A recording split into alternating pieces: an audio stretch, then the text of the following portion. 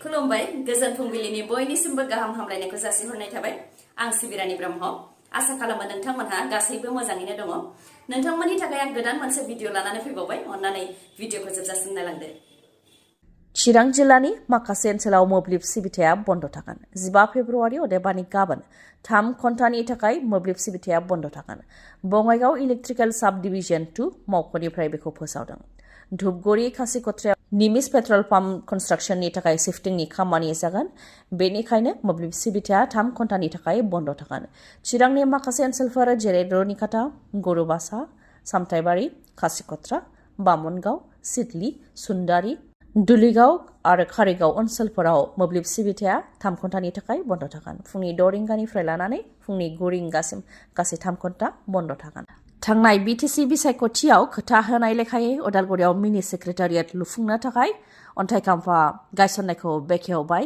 आसामनि गिबि मन्थ्रि डक्टर हेमन्त बिश्व शर्मा बिथाङा जेराव बिटिसिनि गाहाय हाग्रामा महिलारिजों लोगोसे डिपुटि चिफ परिहन दैमारि आसाम केबिनेट मन्थ्रि चरण बर' आरो माखासे दैदेनगिरिफ्रा बेयाव बाहागो लादों उदालगुरियाव लुनाय बे मिनि सेक्रेटारियेटआव एसेम्बलि थागोन सेक्रेटारियेट थागोन आरो गेस्ट हाउसबो थागोन जायखौ 112 कौटि रांजों लुफुंनाय जागोन आरो बेबो बिटिसि सेक्रेटारियेट बायदिनो जागोन होननानैबो फोरमायथियो बेनि अनगायैबो उदालगुरिनि गलमा चकनि गोजौजों रेलवे फ्लाइअभार बानायनो थाखायबो अन्थाइ खाम्फा गायसननायखौ बेखेवो 63 कौटि 45 लाख रांजों रेलवे फ्लाइअभारखौ लुनाय जागोन होननानै फोरमायथियो उदालगुरियाव मिनि सेक्रेटारियेट आरो रेलवे फ्लाइअभार लुफुंनो थाखाय अन्थाइ खाम्फा बेखेवनायनि अनगायैबो गसाइगाव चौधुरी घाटआवबो जारिमिनारि संकस खेराइसालि जौगाखां खामानिनि थाखाय आसामनि गिबि मन्थ्रि डक्टर हेमन्त बिश्व शर्मा बिथाङा 50 कौटि रां अनसुंथाइ फोसावो दुलाराय बाथौ गौथुम आफादनि 11थि जथुम्मायाव आसामनि गिबि मन्थ्रि डक्टर हेमन्त बिश्व शर्मा बिथाङा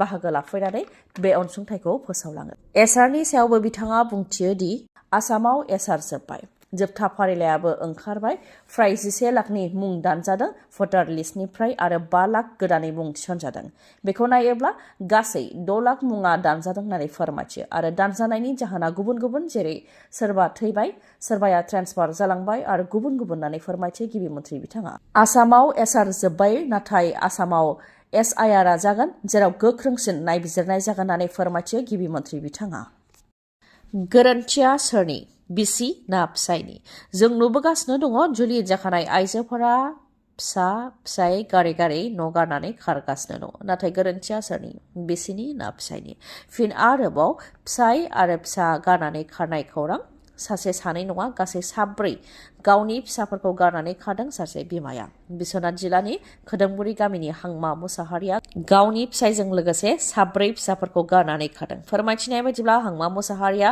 फिसाय आरो फिसा गारनानै अन्ध्र प्रदेशआव खारदोंमोन दा गुबुन हौवाजों खारबाय ओजोंहाय नखराव उन्दै उन्दै फिसाफोरा आलाय सिलाय जानानै दं होननानै फोरमायथिहरदों फिसाफोरा बिमाखौ नागिरनानै खाराव माराव जादों बेनिखायनो हांमा मुसाहारिया गावनि फिसाफोरनि थाखाय जाहाथे न' फारसे गिदिंबोफिनो बेनि थाखाय खावलायहरदों नखरनिफ्राय सोरबाफोर हांमा मुसाहारिखौ नुसनबायोबा नखरनि सोद्रोमाफोरनोबो खौरां हरनो हागोन कन्टेक्ट नाम्बारा जाहैबाय 9957280370 सोरखारि फरायसालिफोराव सिखाव खावनाय जाथायफोरा दासान्दि जागासिनो दङ ओनसोलाव ड्राग्स लाग्रा सुबुंफोर दंब्ला नोंथांमोनाबो सांग्रां जा नङाब्ला नोंथांमोननि फरायसालियावबो सिखाव जानो हागौ जेरावनाखि ड्राग्स लाग्राफोरा बांनायनि थाखायनो सिखाव जानायफोराबो रायजोआव बांनो हमबाय सिगाङाव न' बां दखान गलाफोराव सिखाव जायोमोन दा फरायसालिफोरावबो सिखाव जानो हमबाय थिग बेबायदिनो सालबारि हाइ स्कुल सोरखारि फरायसालियावबो खेबनै सिखाव जादों 24 घन्टानि गेजेरावनो खेबनै सिखाव जादों रबिबार मोनायाव सिखाव खावनायनि उनाव फिन समबारनि मोनायाव सिखाव जाबावदों रबिबारनि मोनायाव कम्पिउटार सेट माइक सेट आरो गुबुन गुबुन मुवा बेसादफोरखौ खावनानै लानानै थांदों सिखावा जायखौ लानानै पुलिस थानायाव एफआइआरबो होनाय जादोंमोन लोगो लोगोनो अखानायै अदेबानि समबारनि मोनायाव आरोबाव सिखाव जाबावदों जेराव ट्रफि बेल सलार बेटारि थोरसि लथा गेस सिलिन्डार बायदि बायदि गासैखौबो खावनानै लांजोबदों जाथायखौ लानानै पुलिसनो मिथिहोनायाव पुलिसा गोख्रों जादों आरो बेदायाव लोब्बा थानाय 7 सुबुंखौ पुलिसा हमदों मुंफोरा फारियै इसु नार्जारि उमेश बसुमतारी आरो सुबंकर नार्जारी। खावनाय माखासे मुवा बेसादफोरखौ बिसोरनिफ्राय मोनफिननोबो हानाय जाबाय, नाथाय मोजां थासारियाव मोननो हानाय जायाखै होननानै फोरमायथियो। लोगोसे फोरमायथिबावदि सिखावफोरा ड्राग्स जायो। ड्राग्स जानो रां गैया जायोब्लानो बेबायदि सिखाव हाबाखौ मावो आरो गामि ओनसोलफोरावबो सिखाव खावबोदों होननानै फोरमायथियो। हमजानाय साथामनि मादाव सानैया बिदा फंबाय, जेराव सासेया रेलावबो साख्रि मावो होननानै फोरमायथियो आरो हमजानाय गुबुन सासेया मेट्रिक आनजादाव फार्स्ट डिभिजन मोननानै लेटार मोननाय फरायसामोन, नाथाय दा निसा लानायनि थाखाय फरायनायखौ एंगारनानै थाबाय होननानैबो फोरमायथियो। बिसोर साथामखौ जोबथेसालियाव दैथायहरनानै नांगौ बायदि गोख्रों साजा जाहाथे होयो बेनि थाखाय दाबि खालामो फरायसालिनिफ्राय आरो बे सिखाव खावनायाव जाय लोब्बा दंबावो बिसोरखौबो जाहाथे हमो बेनि थाखाय दाबि खालामो फरायसालिनिफ्राय। बिपिएफ दोला बिसायख'थिनि समाव रादाय होनायफोरखौ मोनफानि उनाव मोनफा मावफुंनायखौ नुनो मोननाय जादों। बिसायख'थियाव रादाय होनायनि अनगायैबो रादाय होयै माखासे खामानिफोर जेरै बिटिसिआव थानाय सोरखारि नङै स्कुल कलेजफोरखौ सोरखारि खालामनो थाखाय बिटिसि एसेम्ब्लियाव बिल लाबोनाय, बेनि अनगायैबो एनआईए केसआव फासि आरो जिउ जोबजासे जोबथेसालियाव थानायनि साजा फोसावजानाय एनडिएफबि बिथांमोनखौबो उदां अख्राङाव लाबोबाय। बेफोरबायदिनो माखासे खामानिफोरखौ नुनो मोनदों रायजो राजाफ्रा। नाथाय एनडिएफबिनि गायसनगिरि रन्जन दैमारिया माब्ला उदां अख्राङाव फैगोन, बेयो रायजो राजाफोरनि गेदेर सोंथि। बिनि सायाव हाग्रामा महिलारि बिथाङा बुंथियोदि रन्जन दैमारिजों लोगोसे जोबथेसालियाव थानाय गासैबो एनडिएफबिआनो उदां अख्राङाव फैजोबगोन। माब्ला उदां जागोन बेनि अक्ट' आरो समायखौ दा बुंनो हाया, नाथाय उदां अख्राङाव बिथांमोनहा गासैबो फैजोबगोन बा बिथांमोनखौ लाबोनो थाखाय सावरायनाया जाखाजोब्बाय होननानै फोरमायथियो हाग्रामा महिलारिया।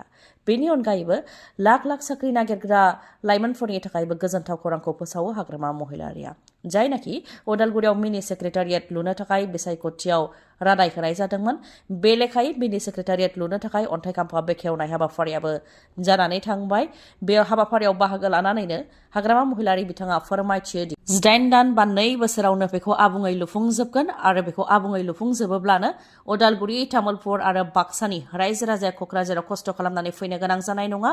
जाय खामानिया बिटिसि सेक्रेटारियेटआव जायो बे खामानिया बे मिनि बिटिसि सेक्रेटारियेटआवबो जागोन होननानै फोरमायथियो। बेनि अनगायैबो जायनाखि बिटिसिआवनो 3rd आरो 4th ग्रेडआव साख्रि होनो हानायनि गोहो दंखायो, बेनिखायनो बिटिसिनि बे मिनि सेक्रेटारियेटनि थाखाय साख्रिनि थिसनथाइखौ बिटिसि सरकारा होगोन होननानै फोरमायथियो हाग्रामा महिलारिया। बर' सावथुन सिजौ सावथुना 9थि आसाम स्टेट फिल्म एवार्डआव मोन 6 एवार्ड देरहासार जानो हादों। शिवम प्रडाक्शन आरो विशाल फिल्मनि बेनाराव दिहुनजानाय सिजौ बर' सावथुना गासै मोन 6 बान्था देरहासार जानो हादों। नेगेटिभ रलाव साबसिन फाव खालामनायनि थाखाय जयन्त नार्जारिया बान्थाखौ मोननो हादों। विशाल चालिहा बिथाङा डेब्यु डाइरेक्टरनि बान्थाखौ देरहानो हादों। विशाल शर्माया बेस्ट एडिटर, देबजित चांमाइ आरो बुलगानिन बर'आ बिथाङा बेस्ट साउन्ड डिजाइन, बिथांमोननि अनगायैबो बेस्ट आर्ट डाइरेक्टर आरो बेस्ट मेकआपनि बान्थाखौबो सिजौ सावथुननिफ्रायनो देरहासार जानो हादों। ओजोंहाय प्रदीप दैमारि बिथाङा बेस्ट सिनेमेटोग्राफि बान्थाखौ मोननो हादों। सेमकर सावथुननि थाखायनो बिथाङा बे बान्थाखौ मोननो हादों। मणिपुराव गोबां बिबांनि हाथियार बोखांनो हानाय जादों। गुलि बारुद, ग्रेनेड, बमा बायदि बायदि बोखांनो हानाय जादों।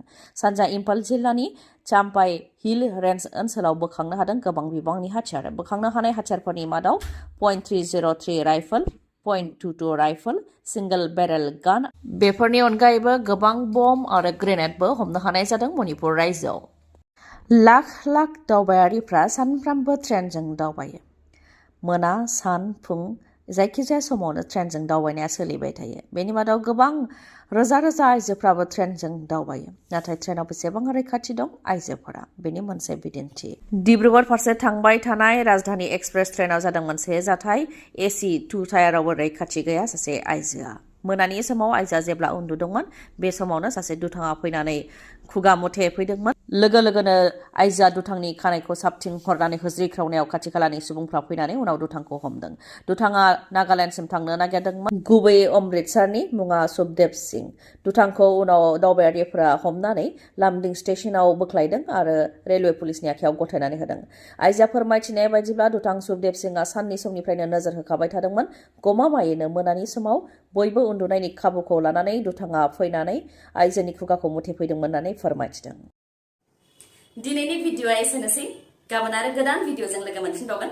नोंथाङा दासिमबो आंनि चेनेलखौ साबस्क्राइब खालामाखैबा अन्नानै साबस्क्राइब खालामदो, लोगोसे लाइक, कमेन्ट आरो शेयार खालामनो दाबाव। गोजोन्थों।